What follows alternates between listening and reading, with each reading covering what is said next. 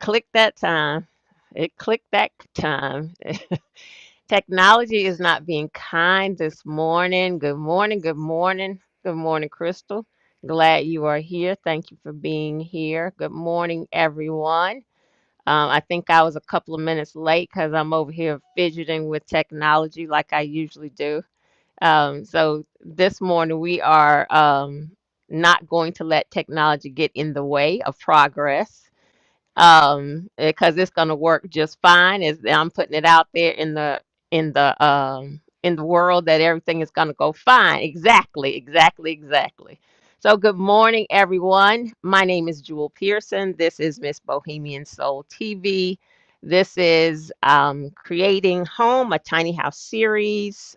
This is the conversation on intimate spaces portion of the series.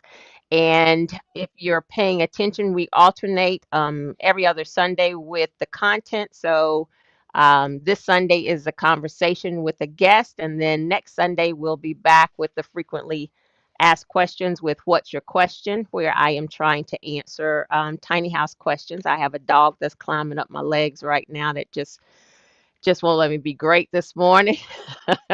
But again, I again my name. Let me get rid of the dog. She made it up here. We gonna keep going. She needs to be part of this morning. So again, my name is Jewel Pearson. I built a kind of what I consider a kind of fancy tiny house in 2015. And since that time, I have shared my journey to hopefully inspire others who are interested in the movement. I offer coaching and consultations and workshops. And Nina has me all thrown off. I should be sharing a slide. There it is. I offer coaching, consultations, and workshops to help others who are in the movement or on their way in the journey. And I try to serve up a lot of representation in the movement along the way. It is my intent to build figurative and literal community that is inclusive and accessible. And I'm hoping that if you find this information and this video helpful, that you'll share it, that you'll like it, you'll subscribe to the channel, and then turn on the notification so that you know when I am going live with content. So that is the introduction. And this morning I am here with LaQuida from Smalltimore Homes. Thank you so much for being here with me this morning. Good morning, everyone. Thank you for being here. LaQuida, I am going to ask you to introduce yourself, um, and then we'll get started with this conversation. Awesome, awesome. Thank you so much for having me, Joel. Like I told you, I saw you on HGTV in 2014 or 15 with a 15. black tractor. They weren't even doing shows on tiny homes. And I was like, look at this black woman doing excellent things with this tiny home that I want to see. And like you said, representation matters. So Absolutely. hello, everybody. I'm LaQuida Chansey. I'm the founder and director of Smalltimore Homes, and we build micro shelters and tiny homes for folks who are unhoused. But we also build community by creating spaces for people to share themselves and feel like they are home. We do a weekly wellness walk. We pass out blessing bags. We do financial literacy. We do what the community needs Okay. and what the community asks for. But more importantly, like in Baltimore, I see this tiny home thing being so much bigger because we have the vacant and abandoned lots. We have so many opportunities. But yeah, that's what Smalltimore Homes is all about, taking advantage of those opportunities, leveraging community, and creating safe space. That's beautiful. Perfect. Thank you for that introduction. Tell me, so I know you have a real estate background. So how did you get started with Smalltimore Homes? Well, again, you influenced so much, like Oh, knowing thank that you. somebody is doing this and making it happen. I was like, you know what?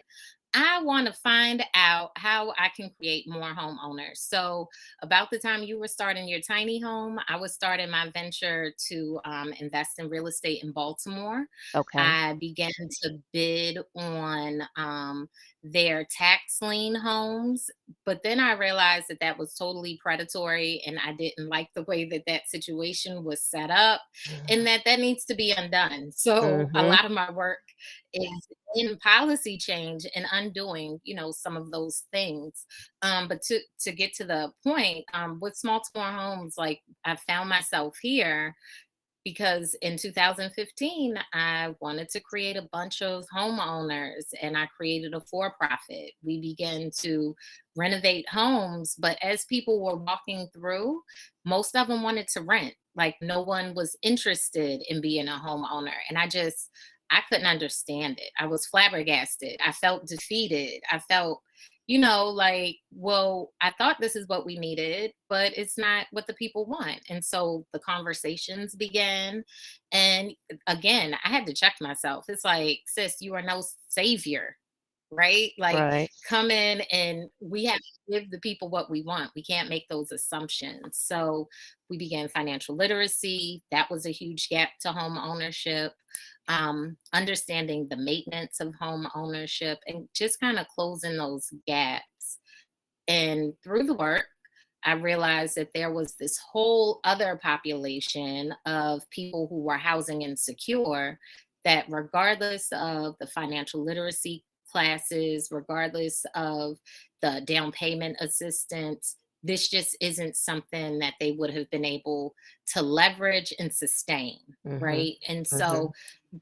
you want to get in the house and you want to keep it. So Smalltimore Homes kind of triggered that nonprofit aspect, that charity kind of giving back aspect, and Okay. also recognizing that Baltimore has houses that have trees growing through them. Like, black don't crack, but sis, I'm 40, right? Like, there are homes that have trees growing through them as long as I've seen them. And that's a problem. Like, who knows what to Right. do with that kind of house? But there's so much of it, and it's so overwhelming that it's an opportunity for us to take back our own communities, address the redlining, address the policy, and create a space where people who are living in abandonments can, be welcomed.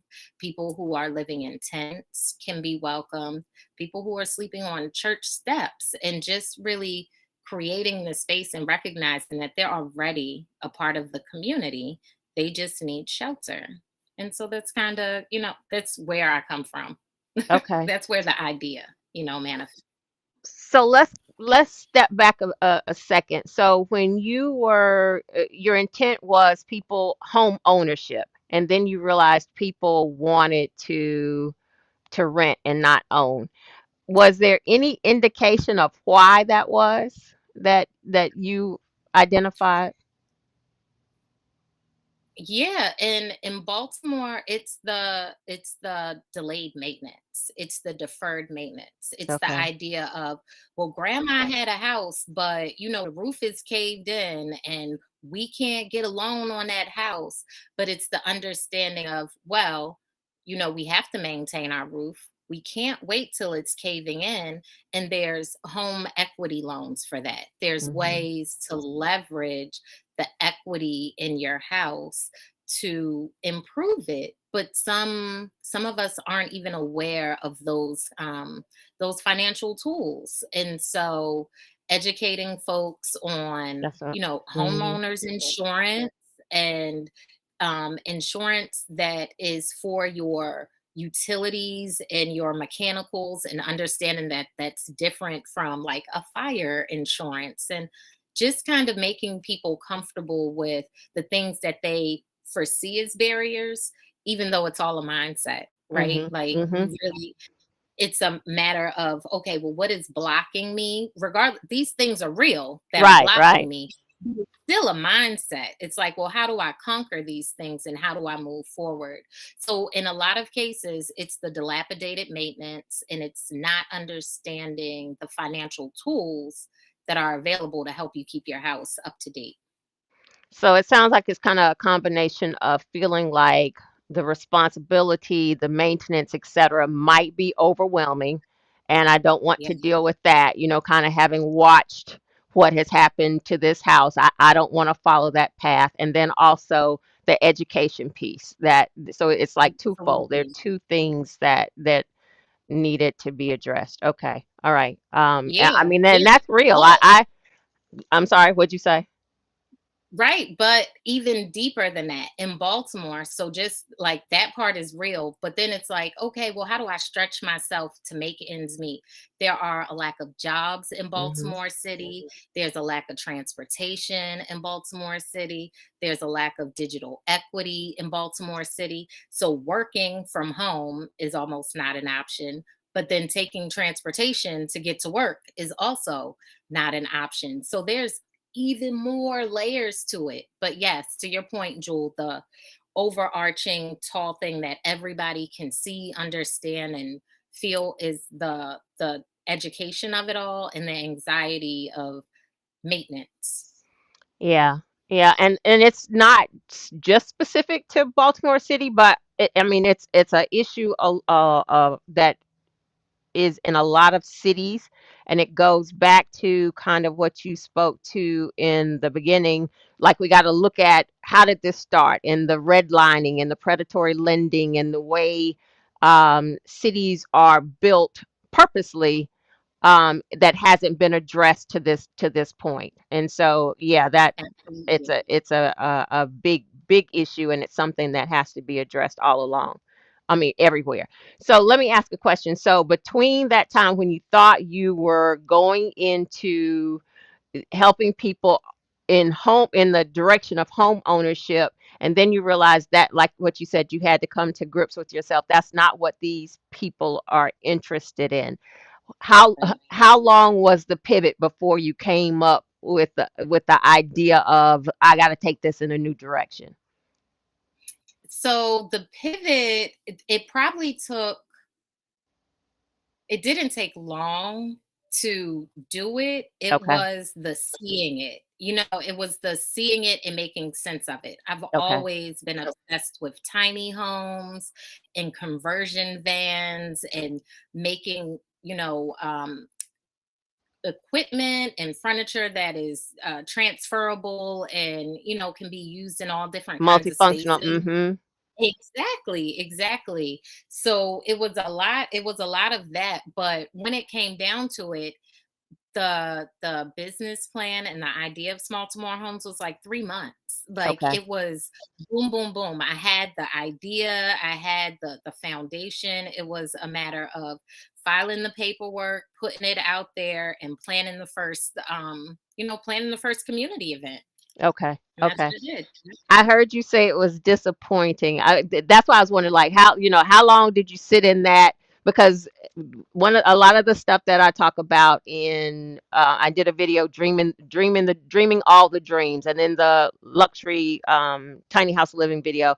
I talk about how, sometimes you might set out and you have an idea of what you're getting ready to do, and you're following this path, and you've got this dream, and then you realize, okay, that's not exactly how it's going to go. You got to pivot. You got to a detour. You got to figure out the next steps, and it's not that you aren't still following the dream. You just got to be flexible and figure out what it looks like, and how exactly and how you get there. So it's not always the straight line. It is, okay, let me move real quick to the left, Yep. because right, because that's not working. I got to figure out how to get there. And in your case, I feel like it was the realization that you needed to meet the people where they were. It wasn't your idea that was going to work. You needed to go back to your drawing board to meet the people where they were, because yeah, your idea was fabulous, but it wasn't going to work for the group of people that you were trying to actually help. Absolutely. I was missing the community's input. I was missing that participatory part of the people who I want to help. Right. And, now I recognize that. And, there's always a comforting, safe space. But even in like other social impact initiatives, it's like you have this vision, but you really need to talk to the people who you think and want to help to make sure that that's what they want. Because at the end of the day, like, housing is my jam, but there's no way that I can talk to somebody on the street about homelessness and Mhm. housing if they're hungry. Mhm. Like, the Mhm. first thing I need to do is take you to get something to eat. Like, let's break bread and tell me about yourself. What are your desires? What are your dreams? What is the vision? Because obviously this was not a part of it, and this won't be the end of it. And that's kind of where the conversation needs to start. Where do you see yourself and what do you want? Yeah, yeah. And that is like the listening piece of it because to be able to, so many people want to help and so many people have great ideas and then they roll them out and it doesn't go anywhere because maybe you haven't really listened to who your end user is, from a business perspective or from your Right. perspective, you've not listened to the community to see what it is that they actually need and can use. So I mean, that's excellent. So, Right.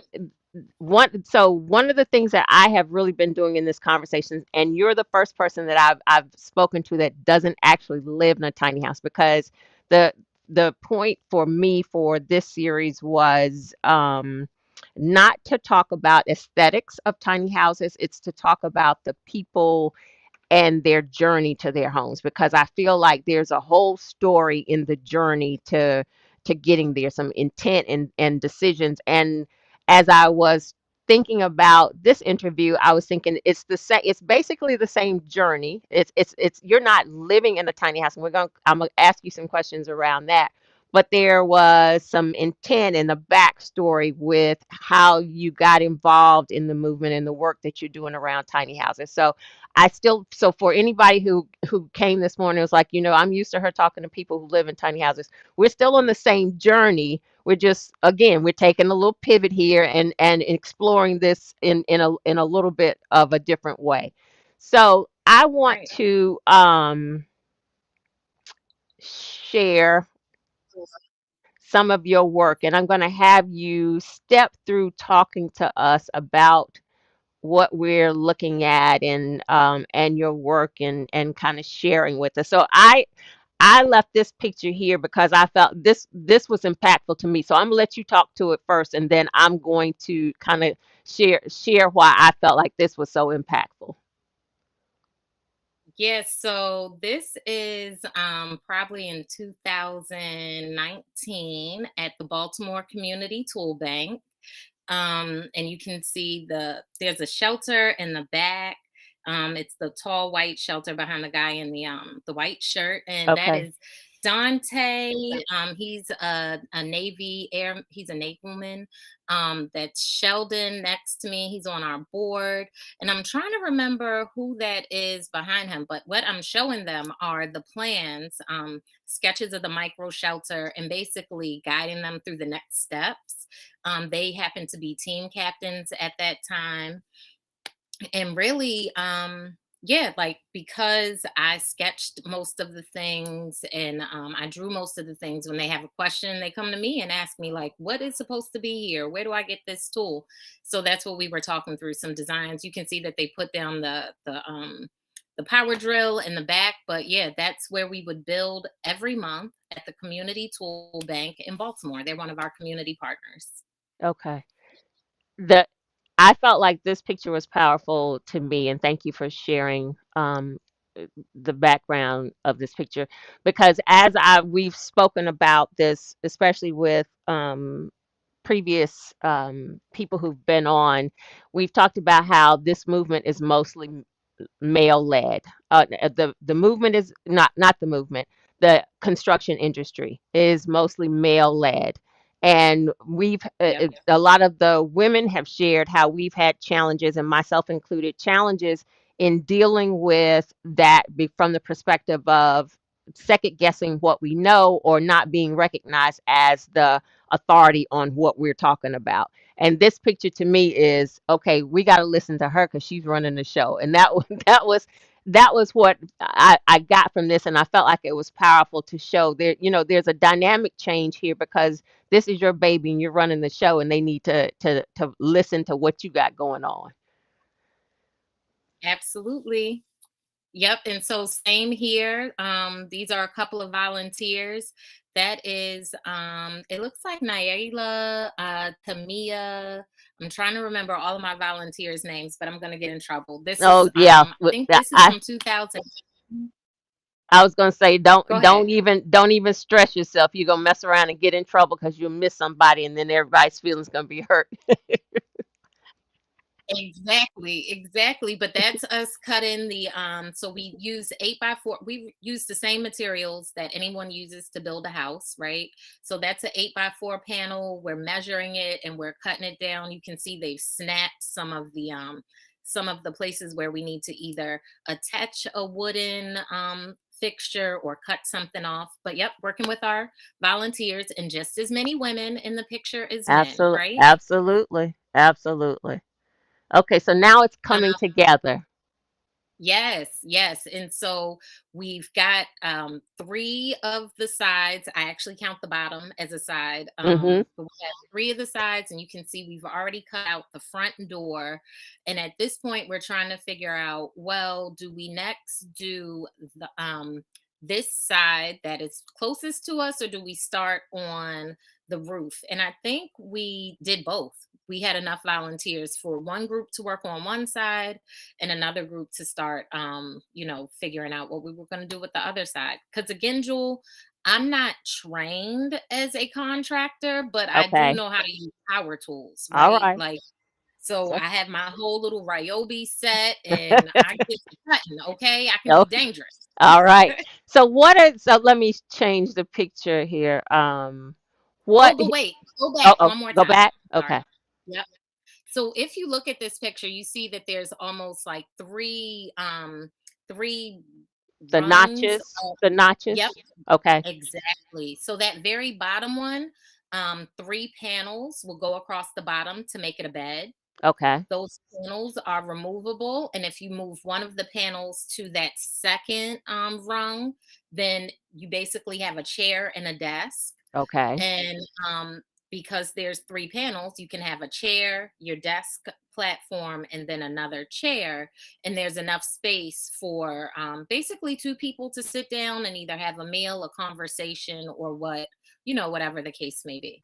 I love it. I love it. So what are the dimensions? I've got some a troll in the chat, so I'm trying to um It's okay. I see you. get them out. Um, What are the dimensions of the micro shelters?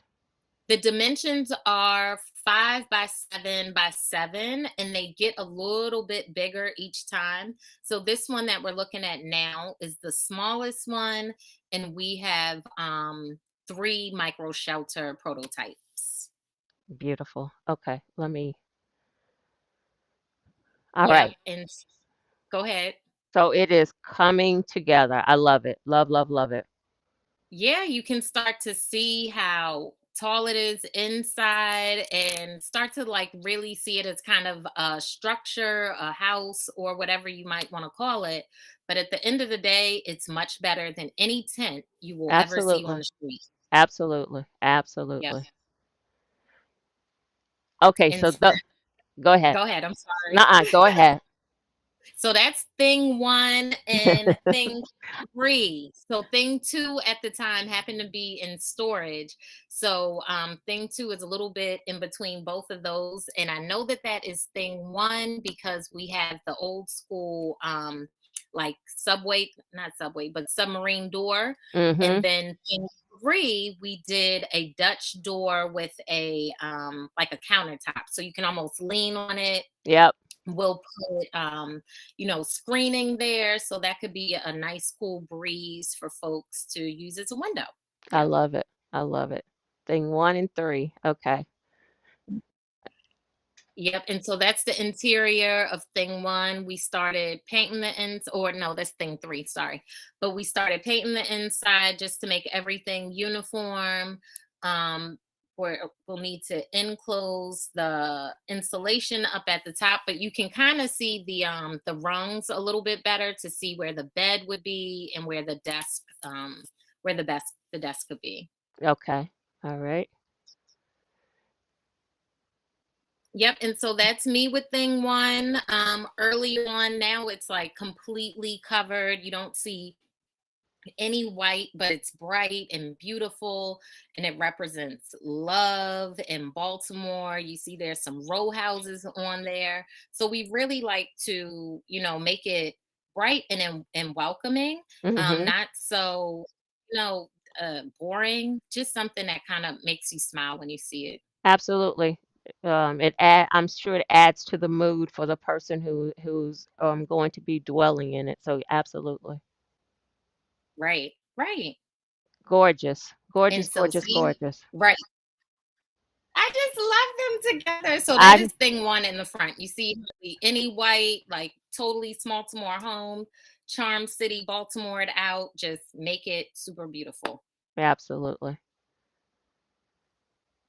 All right. Let's see. Oh yeah. It, So somebody mentioned in the comments the love sign that is sign language that says love. But yes. we are trying to be as inclusive as possible. When I do community outreach, I try to bring someone who is Spanish speaking. I would love someone that knows American Sign Language. I don't know that yet, but just being inclusive and letting folks know that they are welcome. So those that's at the Baltimore Community Tool Bank. That's outside. Thing one is always there. And thing three is on display at Loyola College. Okay. So if anybody ever wants to tour it, they can let me know. But yeah. And I Oh, I love, love, love this. I took this one off of your Instagram. yes. All I right. told you, I was like, we always take pic. Oh, the tiny. Yes. Yes. So should we talk about this now, or do you want to talk about this later in the conversation, how you transition Oh, to no, we can actually a talk about it tiny. now. Okay. All right. Let's do it. Yep, we can talk about it now. So the thing with the tiny home is I designed and built that with the expectation that these were going to be what I was going to give away to folks. Okay. But Okay. after building it and seeing how long it took, and more importantly, the budget, Right. I recognized that that was not something I felt comfortable doing or even Okay. trying to start. So I said, let's pivot, let's scale it back. What Yes. can I build with volunteers? And that's where we found ourselves at the micro shelter. So I bought that 20-foot trailer in February 2018. We started building that April. And like I said, everything came to a head. And I was like, oh my God, I'm not going to be able to eradicate homelessness in Baltimore with this business plan. Let me switch.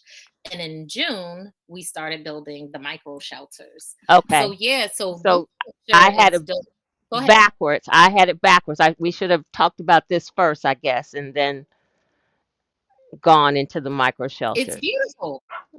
Nope, Yeah. it's beautiful. We get the people hooked on the big idea is ending homelessness. So I'm with you, Mhm. Jewel. Like this is how it is.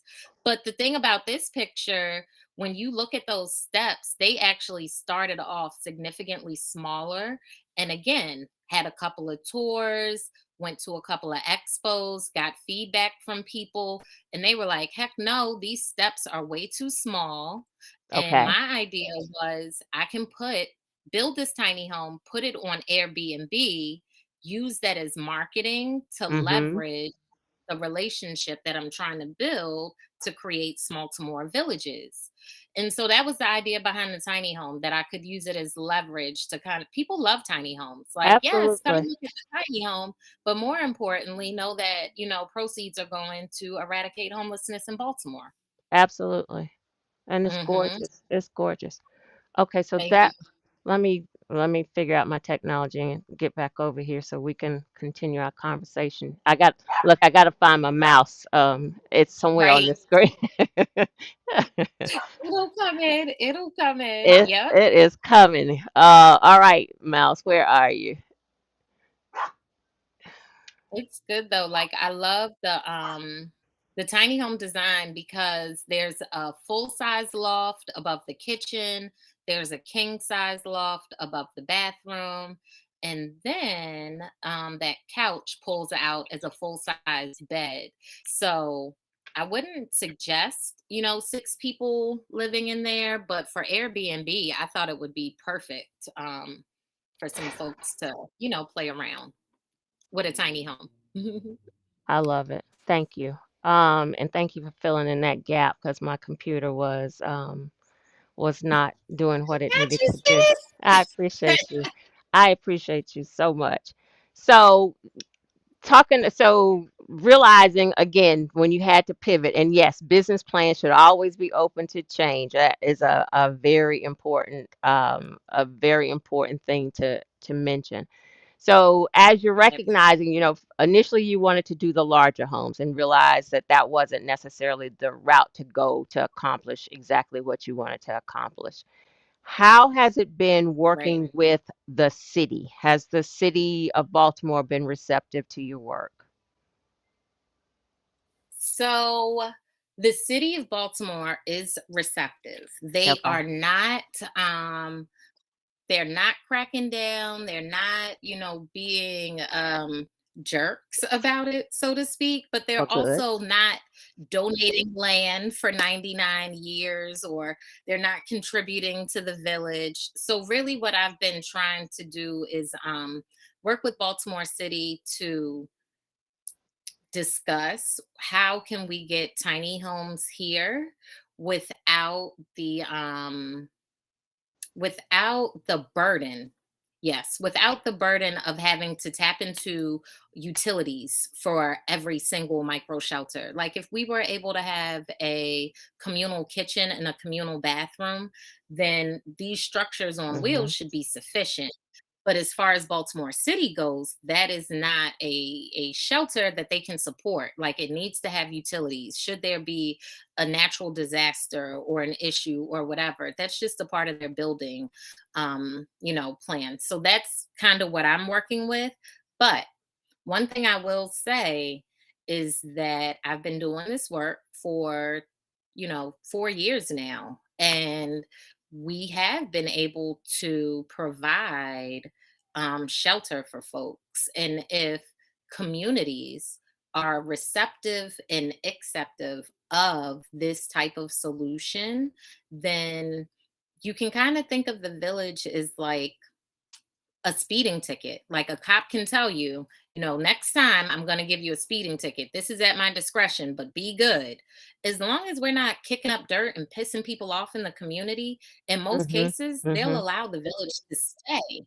But it's the community that has to say, yes, we welcome this. Yes, these people Right, are right. able to, come to our community association meetings, break bread with us, even use our water or shower if needed. And so those are the types of communities, that I'm looking to get into, because Baltimore City supports it as long as the community supports it. It's almost no reason for them to get involved, and that's kind of how I want to keep it. Yeah, yeah, because most of that's one of the things that we talk about, kind of in the tiny house community that um they're not the city officials aren't generally riding around looking for stuff. It's usually when Right. somebody calls and complains that it gets on their radar. Um, or one of the things that I experienced was in one of my parking locations. My neighborhood was going through gentrification, and Mm, they were in and out of the neighborhood, and so that's kind of how they saw me then. So they're not generally out looking for stuff, and so as long as you stay on the right side of the neighbors, then you're great. kind of okay. And as I spoke to gentrification, I remember there was a point that I wanted to go back and talk to in your bio that I felt like was important, that where you say that you are improving existing neighborhoods for the current residents.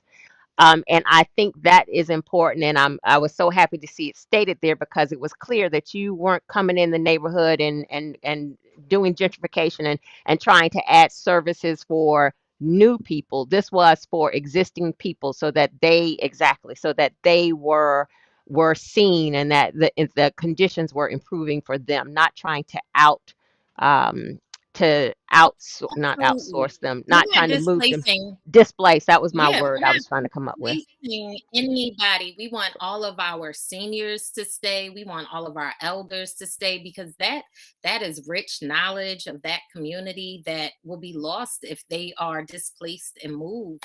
And to your point, like it's more about addressing and replacing resources that redlining has taken from us. Like Hmm. it by no mistake that Baltimore City schools in redline neighborhoods don't succeed as much as the ones that aren't like this is a statistic across, the nation. It's not Because just they're Baltimore. funded by taxes, so that it's not the same tax bracket there, and so they're not going to have the same money, and it's just It's stupid. Like it's we've very known stupid. that this is a failing methodology for cities that are losing population. So why Absolutely. is this continuing to be perpetuated? It's mind blowing, Jewel, but It is so we're by out here doing design. it. But it is so by Right. design. It's not by mistake. And No. so when you get into urban planning and you look at the way that urban plans have worked in the past, I know for Baltimore, most of our urban planning has displaced Black families, regardless of their income level, whether they were doctors at Johns Hopkins or they worked at the corner store, around the corner. Black neighborhoods have been destroyed time and time again through urban planning, when really it's just, whatever. But redlining is a huge That, issue. I that's can't even another get on my show, soapbox. LaQuita. We'll have to come back and do that show. That's a Right? whole 2 hour conversation. I'm like, let me get off my soapbox and bring it back. So if you do want to know a little bit of knowledge about Baltimore, there's an awesome book called The Black Butterfly by Dr. Lawrence Brown. He's a Morehouse graduate. I went to Spelman, so shout out Yes, Spellhouse. yes, But HBCUs.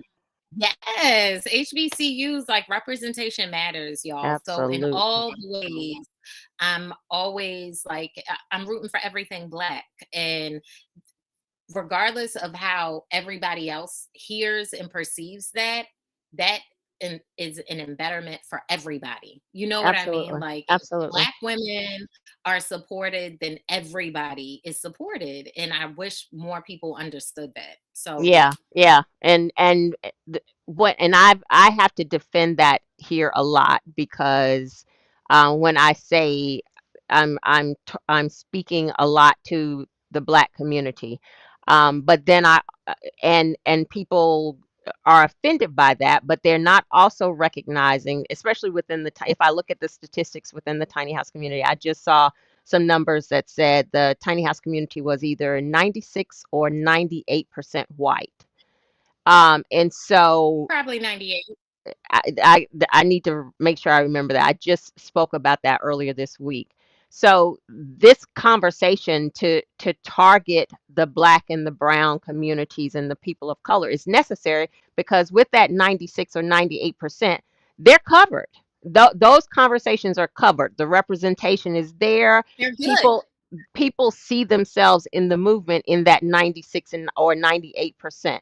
There's the other 4 or 2% who don't see themselves, and that's why this conversation is necessary. It's not taking anything away from the 96 to 98%. It is No. adding to the conversation. It is adding to a segment of people who don't see themselves, who are already experiencing housing issues in conventional housing where tiny houses would be of benefit to them for wealth building, for generational wealth building, for housing, Yeah. for ease of life, for so that an opportunity to get to housing quicker.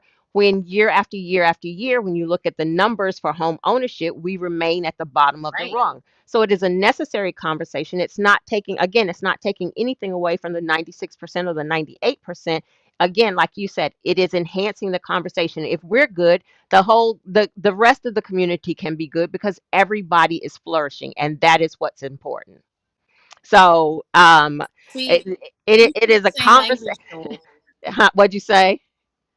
What'd you We're say? speaking the same We're language. speaking the same language, and it is a necessary conversation. I get very heated and passionate about it, especially when somebody comes to say, well, why did you have to bring race into it? Because race is there every day, all day long. And it is, if we don't talk about it, who is talking about it? If we don't talk about the concerns, who is talking about it? And because I'm talking about it, So because Joy, I am pro black in these conversations does not mean that I am anti-white in any conversation. That's not what that means. And I had a guy, and I'm getting ready to get off my soapbox in a minute. A guy said to me, "Well, anytime you're talking about one race, that's how you end up. That leads to problems." Is what I've known. I said, "What you've known is the Klan. When they were pro-white, they were anti-black.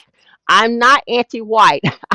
I am pro-black in representation, and again, not, there's no anger, no hate, no or anything else, but it is trying to help a community that needs help, get that help. And so I'm going to leave this alone, but I thank you for letting me get there, in this conversation, and listen, Joy. again, why this I, is so I feel necessary. I feel you on that. I feel you on it. And it's interesting. One way to sum it up, like really quickly, when I'm talking to people and they're like, well, why do you have to bring? I'm like, I need you to understand. As a Black woman, I'm a double minority. You, white man, that Absolutely. I'm talking to right now, don't understand sexism or racism. You, white woman, only understand sexism. You, Right. Black man, only understand racism. Me, as a Black woman, I have to deal with sexism and racism. Like the patriarchy and white supremacy is everywhere and it can't be ignored. As a white man, you can pretend that it doesn't exist because you benefit from it. I do not benefit from pretending that it doesn't exist. And we don't have to keep talking about that. But you and I know that including Black women does not exclude anyone else. No, it does not. And the conversation is necessary because our journey is different. As I've shared my journey of having to relocate my house twice because I was facing racism and safety concerns in the areas where I was located. That's not a conversation my counterparts of the 96 and 98% are going to have to deal with. So, on top No. of not having places for tiny houses, I have an additional problem, and people who look like me have an additional problem of safety concerns. And so, again, if we're not talking about it, how does it get solved, or how do people know that it's an issue, and the awareness? So, I'm with you, sister. Thank you. All right. So the conversations with the city. So where are they? Did you start doing the work and then kind of go talk to them, or did you talk to them first before you started doing the work? What was that approach like? Yeah, so I was strategic in the sense that I talked to them first. It was like the universe just knew what I was about to do and was like, hey, sis, the Baltimore planning department is starting this new cohort called the Planning Academy. It's a six Okay. month program. And I said, thank you, universe. That's perfect. That's what I need to tell them about Smalltimore homes. So I went through that program, whole city planning program, got to know everybody. And the entire time I'm telling them Smoke Homes is coming. I want to eradicate homelessness. So they heard me. Um, and then I did a presentation. And at the time, the presentation, mostly the feedback was that it's on wheels. And that means it's a motor vehicle and they Mhm. can't, deal with it Mhm. like that. And I'm like, okay, well, if I cover up the wheels and y'all don't see the wheels, pretend they're not there and let's move this conversation forward. And they're like, no, we can't do that, this, that, and the other. And I'm like, okay. So, I go back, I retract. And so then I designed the 8x8 shelter, micro shelter with no wheels. And they're like, okay, but that needs to tie into utilities. And I'm like, okay, but what about the size? Because technically it's way too small. And so they were less concerned about the size because it should be at least 400 square feet. 8x8 is only 64 square feet, but they were willing to have the conversation because I'm coming from a place of I need to replace these tents. These tents and people sleeping on concrete is stupid to me if we have 15,000 homes that you all are responsible for. Never Mhm. mind the ones that are speculative and just been sitting there and Trump and his homies done brought up or whoever did it. You know what I'm saying? Like Mhm. whatever that is, never mind those. Baltimore City, let's deal with the 15,000 that you all are responsible for and see if we can work with it. So here we are, no wheels, right? They're still kind of tapped into the whole utility thing, but I think they're understanding that that is a huge barrier to creating safe housing and seeing all of the work that's being done in Los Angeles for people who are Absolutely. unhoused. Absolutely. So it's like if they're doing it, we can do it. We can figure it out, Baltimore. We're smart. Like, well, come on, Right. we can be sneaky and make it work. So the more that LA is like booming and making it happen, I just keep sending them articles like one day I'm gonna be in LA. I'm gonna go ahead to Montgomery County, like y'all gonna miss the boat. And so it just keeps the conversation going because know that I'm coming. And if I can continue to get community to buy in and y'all are, gonna be respectful and not put people out of homes that were made for free, then we can pretend to do this little dance and make it work. And that's just what I'm doing. I'm just doing my best to be like water, try not to piss anybody off, but trying to be on everyone's good side and still say what needs to be said about how, like, what I'm not going to do is concentrate poverty. I don't want to put a whole bunch of villages of folks who are unhoused and unemployed in black In this communities. absolutely. Absolutely. I'm not trying to Absolutely. concentrate That's poverty. stressing that community. So that's not the business model. That might be what some people hear when we're talking, but no, like there are communities in what we call the white L of Baltimore where money is popping, business is booming, and we can put a village there. Mhm. And then in the black communities, we'll put the moms in their villages with their kids and they Mhm. have jobs. And you know what I mean? A Right, right. community of multiple incomes, multiple types of people, and not concentrated poverty. So it's all of that. In the city, they're listening. I meet with them, once a month and pop by at the community events and let them know, hey, my tiny home going to be here one day. Don't throw it away. Nobody will be living in it. Just don't throw it away. No one will be living in it. I'm bringing it here. And it makes sense because what I Makes want to do, sense. like until the city like gets their mind together, I can Mhm. put my micro shelters in communities that need food pantries, that need garden sheds, that need storage, that need, I don't know, clothing pantries, libraries. I want to put antennas on these things and create a mesh network that the community manages so that we're not relying on Comcast. We know everything is virtual now. Like all of these different ideas until the city get their mind right and say, okay, go ahead and just build your damn tiny village, LaQuida. Like that's what I'm waiting for. But until Just go then, I'm ahead. waiting. Look, just go ahead. Get out of our face. You done already put the food pantry over there and the library over there. You just doing your thing anyway. Thank you. Thank Exactly. you.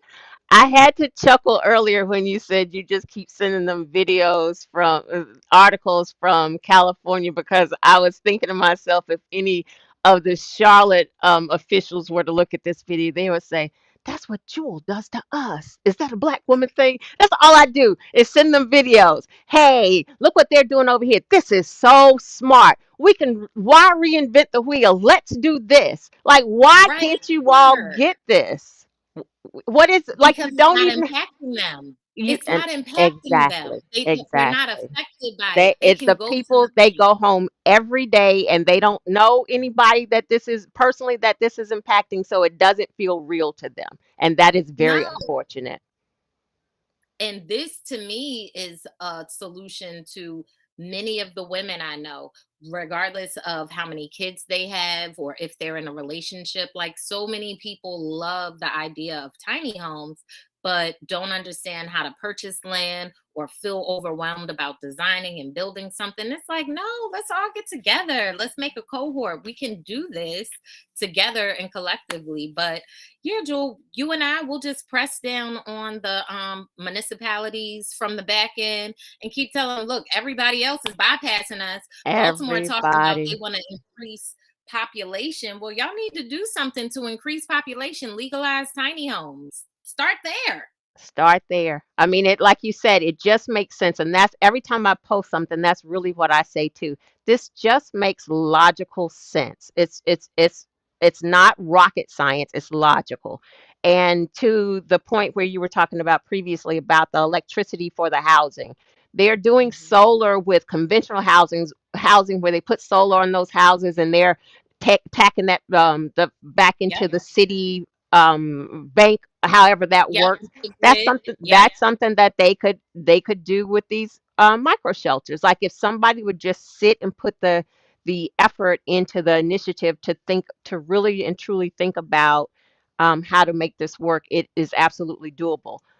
The one thing Absolutely. I will say is, though, that there is oftentimes more reception and interest in the housing that you're doing for the houseless versus the rest of the tiny house vision, because what you're working on brings a little more empathy, and they can kind of envision that. And people want to for the most part want to help the houseless, but they can't get to the rest of the vision of the tiny houses. And so that Right. I'm excited that they do that, because if anybody needs housing, it is absolutely the houseless. So that I'm okay with that. Right.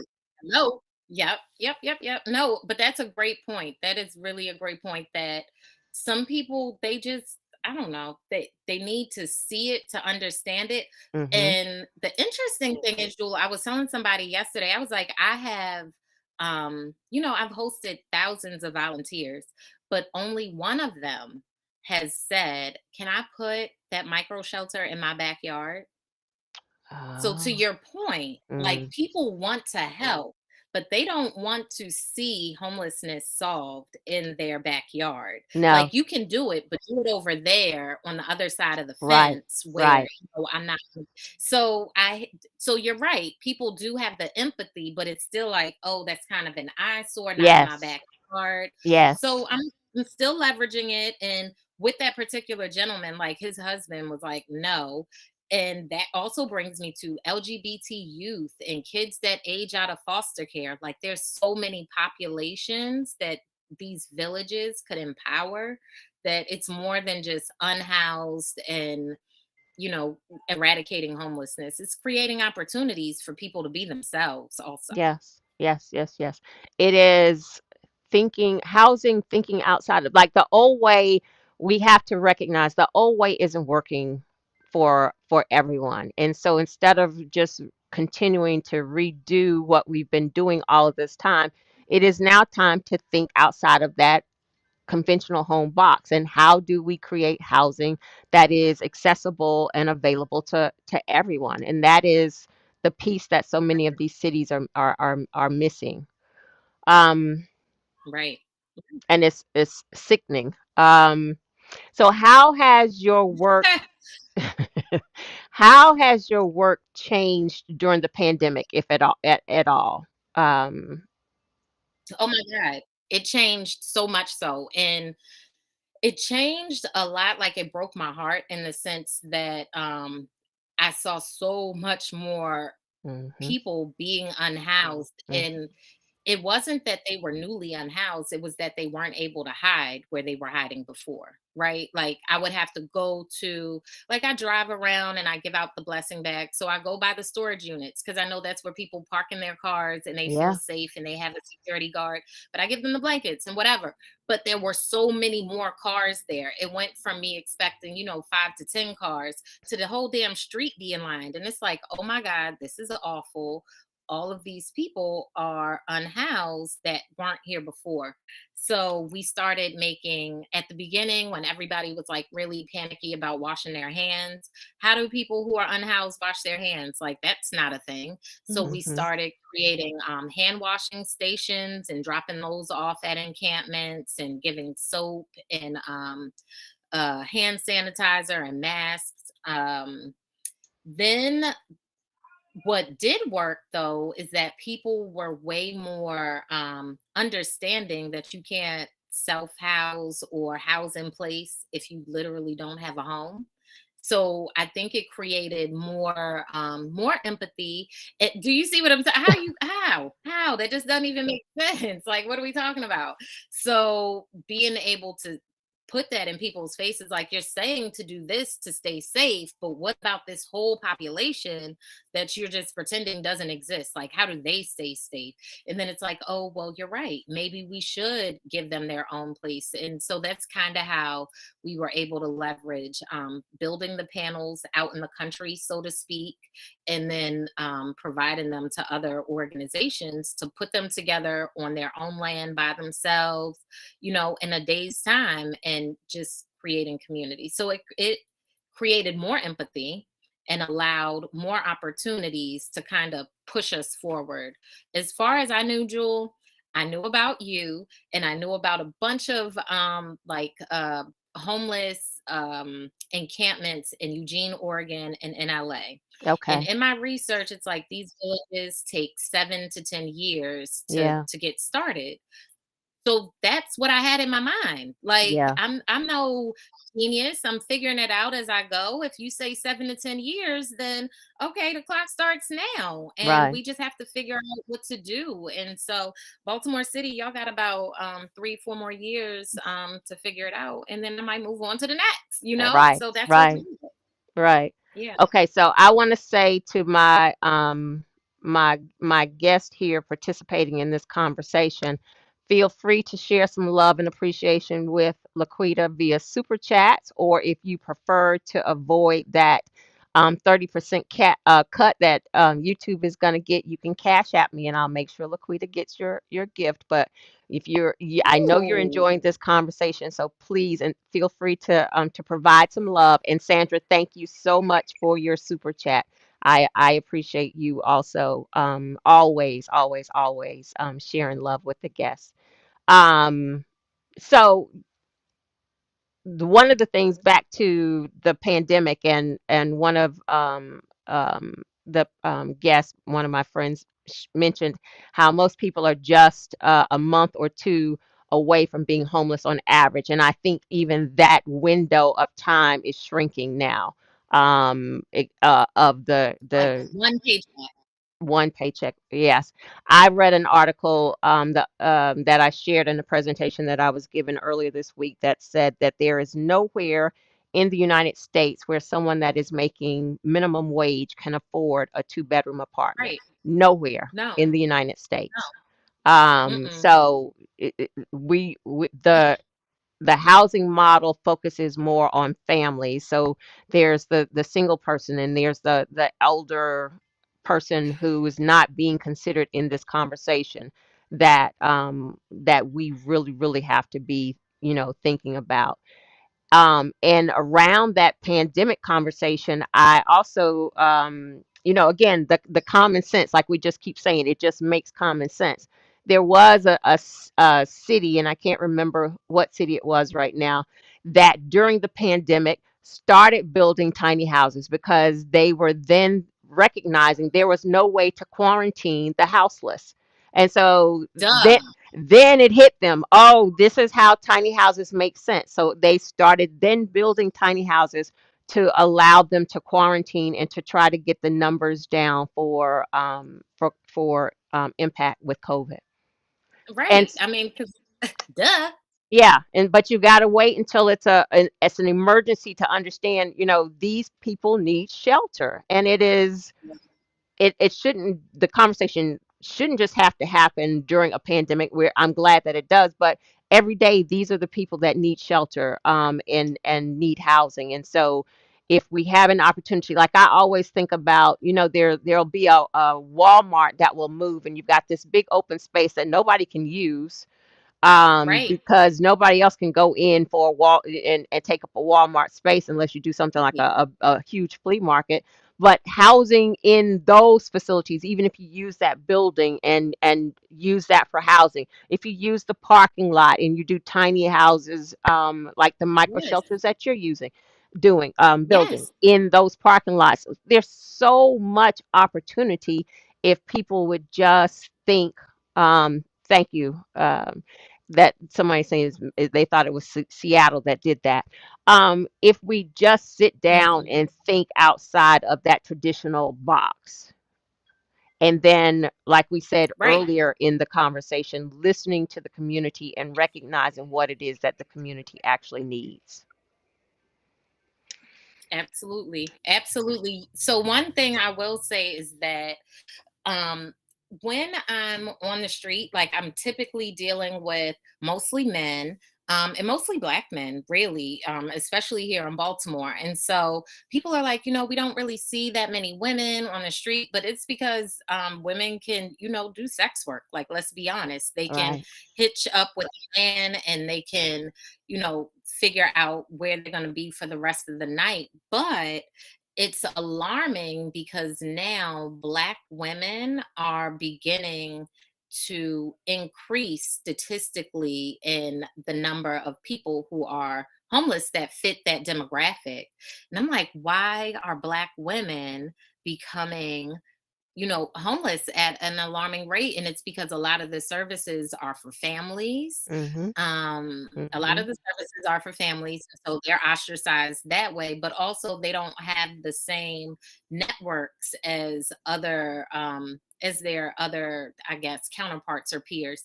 So it's something that I'm going to look into, but to me, it's like, okay, well, now that's just another demographic that I focus on having a village for, and find out what it is that they need so that this doesn't keep happening to these particular people. Like there's so much need. There will be a Right. village for everybody to feel like they belong and feel Right. like they're welcome and just can be themselves, because they always want to put us in a box, Joel. And it's like, I don't fit in your box. I am me. Like, let me just be. And that's all I'm trying to do, is create All a this safe all this space. black girl magic. Just let me be magic. Just let Yes. me just just let me be the magic that I am. Oh my Yes. goodness. Okay, so question. So what is the square footage of your home? Because I'm getting to wondering whether you could see yourself living in a tiny house. That is So I would just have to get rid of a lot of things. So it's 264 square feet. okay. I have already seen it. I would turn the loft that's above the kitchen, that would be my closet. I would Okay. put shelving in there, a bar. But the problem is my closet now is about the size of my tiny home. And so I would need to pare down a lot of things. I have things and I need to get rid of my things. And, Things, you know, things, yes, things. they're I holding me back. They're holding you back. I often share that. Well, one, my closet was a big deal for me to have in my space.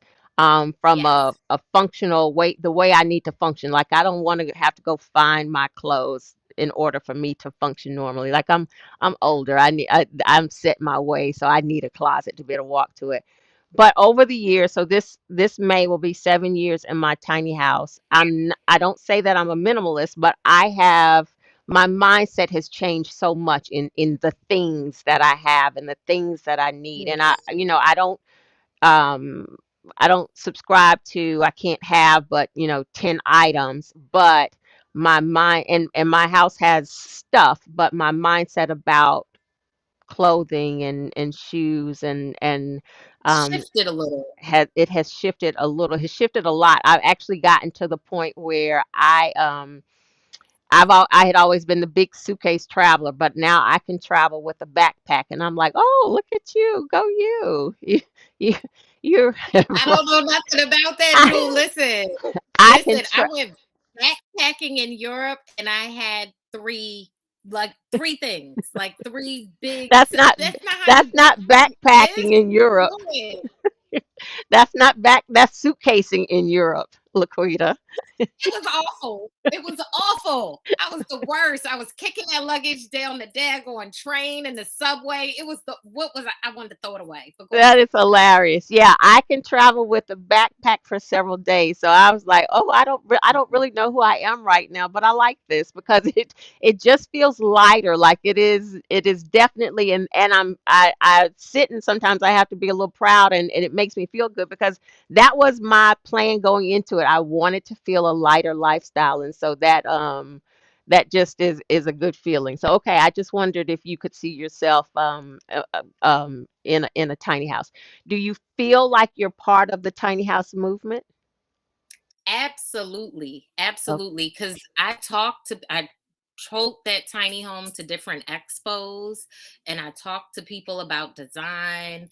I have consultation meetings with folks because some people are like, "Oh, I would love to," and it's like, "All right, let's talk about pulling the trigger. Like, what does it take for you to get in plan and make an act? Like, let's do it." I'm a I'm a if you say it out loud kind of person, like we're about to start planning. Like right, you said right, it out loud. Let's put it to paper. Like, what do we do right, next? So right. definitely a part of the movement because I feel like I can help people to shift their mindset and think like a tiny homer, even though I've only slept in mine a couple of times. Okay. No, I'm glad you're here, sis. You here. You here. I'm glad. I'm laughing at my friend who says I will fight someone who tells me to downsize my Gucci's. That's I'm hilarious. sorry. I'm We sorry. all have our thing. We're gonna let you keep your Gucci's. We You keep all your have our thing. things. You keep your Gucci's. Um so looking back, kind of your growing up, your those formative years, Yeah. is there anything that you see now as you're looking back that led you to this work that you're doing now? All the things.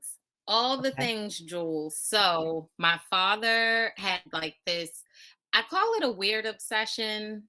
Um, but I think I call my love for tiny homes a weird obsession, but my father had a weird obsession for conversion vans.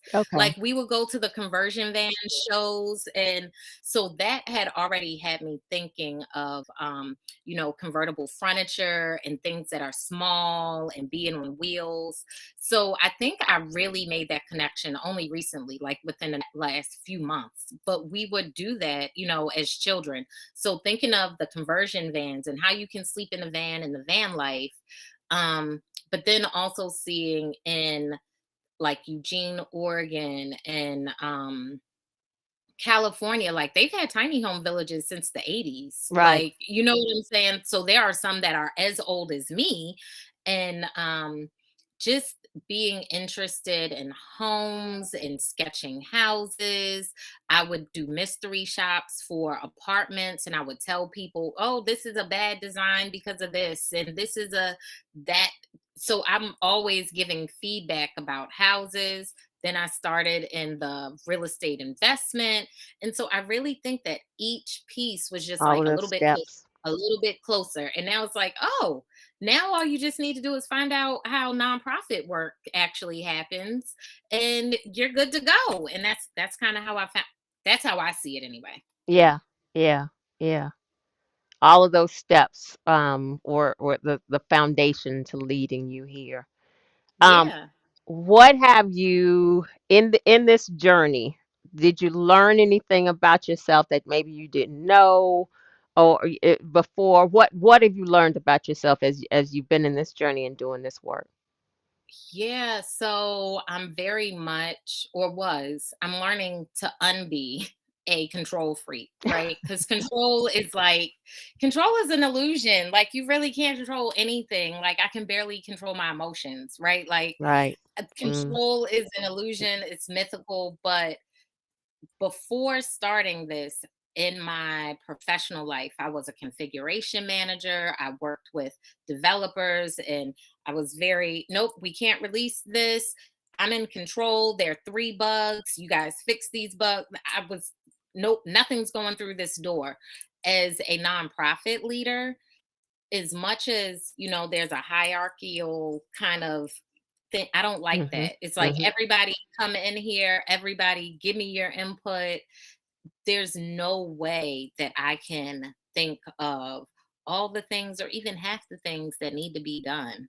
So, bringing other folks in and losing control, letting go of control, I'm learning how empowering that can be with people that you trust, right? Right. Like it Right. has to be people that you trust. Right.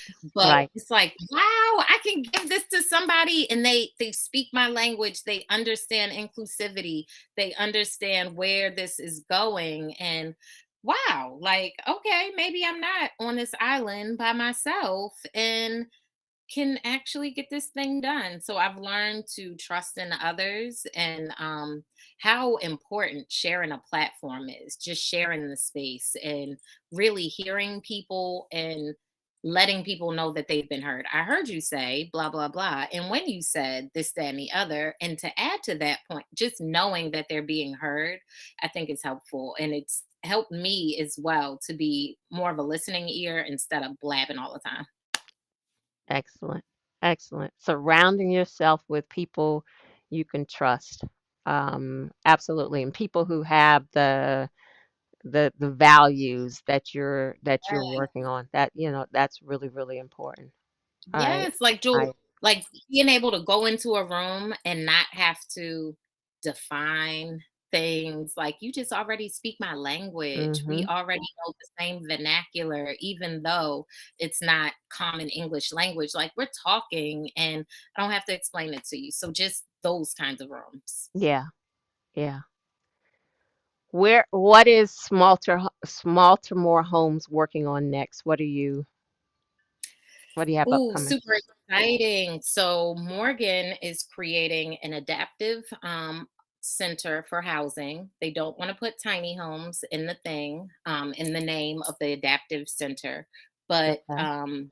I'm helping them to plan that. And it's like a school, a center that they're opening. So I'm really excited to be involved in helping them to think through like how to create community through adaptive housing. And adaptive housing is, smaller module, tiny homes, but getting seniors involved and putting the digital equity in there and just making it so that homes are accessible to all the people, whether they're seniors, whether they're able bodied or not able bodied or blind or hard of hearing, whatever the case may be, just making housing that people can come into and just feel welcome. Like in so many ways, most homes in Baltimore don't allow for wheelchair access, Mhm. Mhm. small things like that, and just thinking and designing like that all the time, not just some of the time. So working on that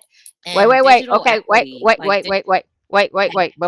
But because I have to say two things because I'll forget it. So I just had a conversation with the local college, Morgan. She said Morgan, so that's Morgan State at HBCU in the area.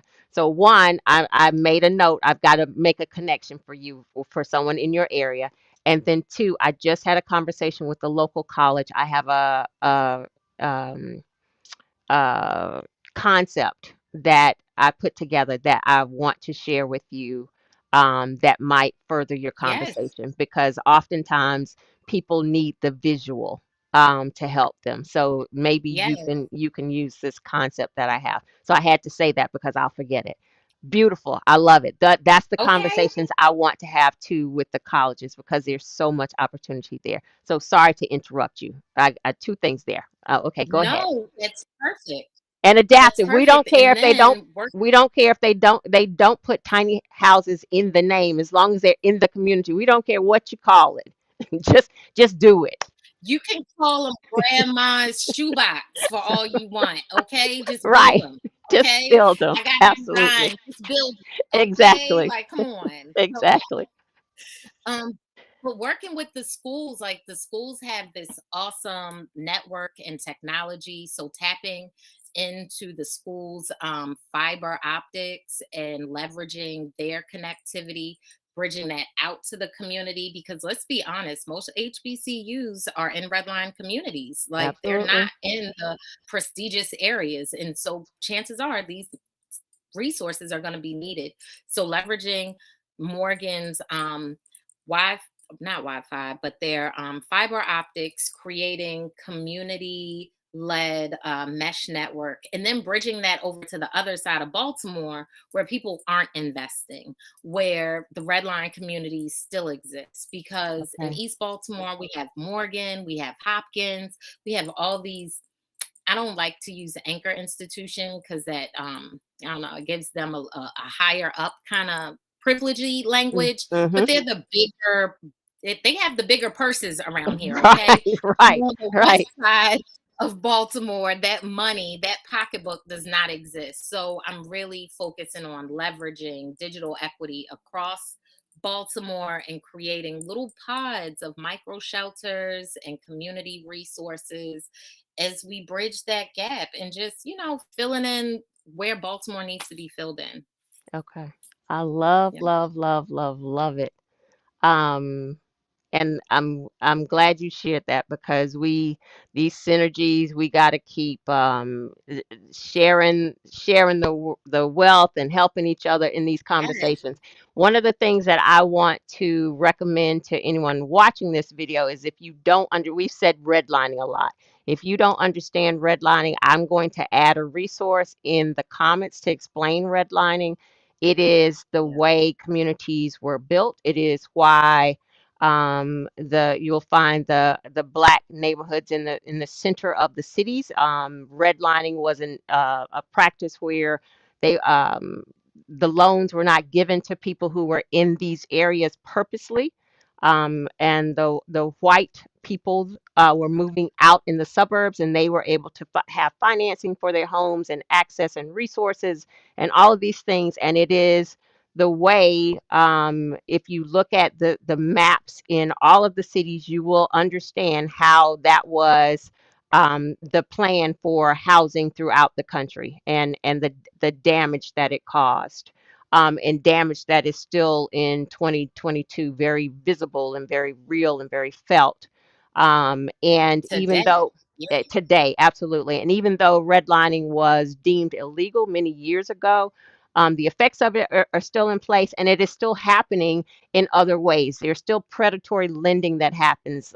Just the other week, a bank that I used to work for was called out for some predatory lending. So it still is happening, just in various forms. So there's an opportunity for education if you don't understand some of the terms and the concepts that we talked about today. Yeah. Um, I love your projects that you're working on. Here's a question: what would be the title of your autobiography? Oh, what? Oh, I don't know. It would be something though that pointed to mental health, like something like I think of myself when I'm talking to people, like I have this brand in my head, the melanated mental case. Cause like I have so many crazy thoughts, like to me, they make sense. But if I said them all out loud to everybody, they'd be like, girl, you might need to go lay on the couch and talk to somebody about that. But to me, these are the thoughts I've always had and they just make sense. They And, make but sense. it would yeah, it would be about all the things in my head. So something about being a mental case and something about like black girl magic or melanin or something. But I like Okay. for people to understand that I know I have crazy thoughts and it's okay to have crazy thoughts and we can be crazy together and change the world together. Like those are things Absolutely. that can be both true. Absolutely. I can relate to that in tiny houses for sure, because as I was 2013, 2014, designing and saying I was building a tiny house, I when I tell you, people were like, do you need somewhere to live? Like, I don't understand what you're talking about. Are you having hard times? And I know people thought I was crazy. It is one of the reasons, Right. and then, like, going to have these conversations. Like, I was trying to get sponsors at some of the lumber companies and going in and they just be looking at me like I don't know what you're talking about. And some of these same lumber companies, 84 Lumber, I'm looking at you, are now in the tiny house business. But when I was sitting there trying to talk to them about it, Yes, it was like, girl, we don't know what you're talking about. And there were some other factors there. I ain't getting ready to go into them. We already talked about them. But right. now, and it's why I started sharing my journey, because I know that people just thought people who lived in tiny houses were batshit crazy. And I'm thinking, no, we just Yes. want to live in a different way. And it's not crazy. And now that it's caught on, these are some of the same people who are like, oh, can I talk to you? Can I come to your house? And no, no, no, no, no, no, no, no, no. No, it's making sense to you now. And now you got to pay. Now I'm Oh, charging now for it this makes knowledge. Yes, absolutely. Absolutely. So to that point though, in so many ways, when I started my first business, Xavier Estates, we're gonna invest, da da da da da. I'm talking to my friends and they're like, that's crazy. You don't know anything about real estate. Why would we do that? And now they're like, so are y'all still do you still need investors? And it's like, hold up, the Right. money's more expensive. Yesterday's prices are not Yeah, today's exactly. prices. Okay. Exactly. Exactly. I am charging. There is an upcharge for who I am today. You should have got me before when you thought I was crazy. You should have got me Can't flip before. back. Okay. Absolutely. Absolutely. Okay.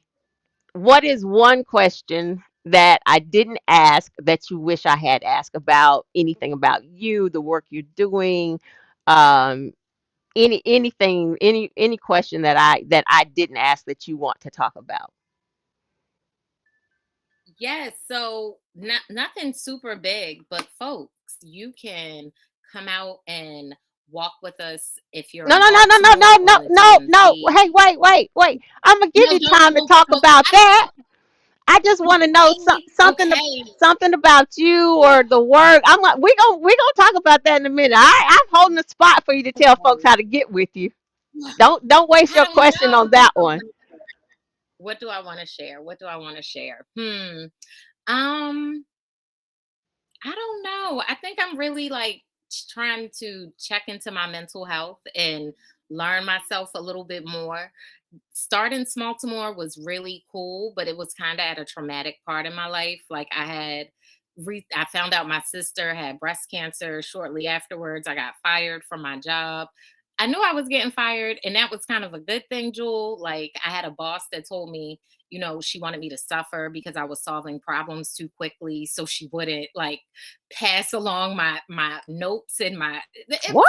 crazy. People are crazy, and so now I'm starting to like remove those things and realize that wasn't Healing. my fault. Mm, And yes, like just addressing trauma, and really like settling in it and not just passing over it. Cause I'm good to be like, I'll deal with that later. I'll think mhm, about that feeling later. I'll deal with, mhm. but really like feeling my emotions and recognizing when I'm doing too damn much. Like, sis, sit down. Take the cape off because you are not a superhero. Yeah. And so like really talking to myself and then listening and feeling my body and understanding like who I've become. I've lost so much weight over the pandemic. Like I don't feel like I look like myself. People still recognize me, you know what I mean? But to me, I'm different. And so just getting into this different body and checking the mental health. So that's what I want to say, that I am way more aware of things that I wasn't aware of before because now I feel like I have time to digest and understand and hear myself. And so that's been amazing for me and healing in so many ways also. And my sister's in recovery, by the way, so she's good. Absolutely. Good. That's good to hear. That's good to hear. I think that's an important part of the conversation. I think more people are coming to grips with it around the pandemic and things that people had to sit with themselves for so long to kind of, and then the sickness and the death and the grieving, that we've not been able to grieve properly. And mental health is just something that has always kind of been a taboo topic, and now we have to deal with it, because if we don't, we are endangering our community. We're endangering Yes, ourselves. And so that is important to have the conversation in the forefront, so that we all understand that that checking in with ourselves and asking for help and sitting in spaces so that we can get healing is very important. And so we're here, and we're glad that you're very. healing. And Thank what, you. whatever we can do for you, we're here for sure. So, where you were getting ready to jump ahead, share with people what you're doing, how they can come out and support, and how they can find you. And I will say to everyone, I'm going to put this information in the description, but I want to give LaQuida a chance to share it. Yes. So we are doing several things out in the community. We do a weekly wellness walk at Lake Montebello, that's in East Baltimore near Morgan State University. We also do community outreach every first Saturday. In downtown Baltimore, we distribute what I call blessing bags. And that's kind of how I got started with Smalltimore. I would distribute the blessing bags every year for my birthday, whatever age I was turning. And I knew I could go to these encampments, but then the encampments started disappearing. And then my birthday got weird because I couldn't give out the blessing bag, and it just kind of all like melds into my life, right? Like it's all a part of it. So but yeah, come out and give out some blessing bags the first Saturday of every month, or hit us up on smalltimorehomes.org and tap into some financial literacy, or give a donation. Y'all, we can't Absolutely. eradicate A- homelessness If you can't get without out there, coinage. Okay. we always, that always taking some money. So if you can't get out there, there financial support always works. Show Yes, Laquita the yes, money. and yes. Show me the Absolutely. money, come A- through, yes. a- And then Absolutely. we're doing some digital equity. We'll be in the Bel Air Edison area 2 Saturdays from now. Just come out and visit us. Come out and talk. Yeah. Laquita, thank you so much. This has been a beautiful conversation. I thank you for being my first guest who was kind of around the tiny house movement, but not in a home, to broaden the conversation and to help us, again, see the correlation, because it's all related. I have said every Sunday with these conversations that my hope and intent going into this, and the reason that I picked Sunday, because I felt like it was going to be some soul work and a soul conversation. And Sundays are that day for me. And every Sunday, it has been the soul conversation. And I feel like it's been healing for my soul. I always see the comments, and people are saying saying the same thing. So I thank you, thank you, thank you for sharing your story and sharing the work that you're doing, the journey. I have a couple of takeaways of things to connect with you on to help you in your journey, and I'm going to be in your area next week. So I am going to connect with you, if nothing else, Woo! but for a Yes, look for a selfie and a hug, because I'm coming through yes. your area. So I'm very excited. Like this all lined up very perfectly, and I thank you for sharing with me I love today and it. being my guest this Sunday morning. Let me Thank do. you for having me. Oh, Share your absolutely. platform. Thank you. Absolutely. Absolutely. Like you said, we have to share with each other, because that's how this movement moves forward. And so it is something that Mhm. I want to do. It is something that I feel like it helps, again, to see that it's not just about the tiny house. It's not just about the space. It is about the people that are doing the work and why, and living in the tiny houses, and the why, because then I feel like that's what brings it together and makes people start to click. You know, if they might be all about conventional houses, but then there's something in that conversation, or that person's journey that registers or resonates with them, then it's like, okay, I can relate to that person, and then this makes sense. And I feel like that's how we Absolutely. move this movement forward, and make these conversations even more valuable. And when I come see you next week, can I get a t-shirt? That's what I'm gonna need, a t-shirt. Yes, I got you. Say less. I got you. Yes, yes, yes. Yes. All right, Hey. I appreciate that. Let me do some technology work over here and talk about what this series is, and do that work.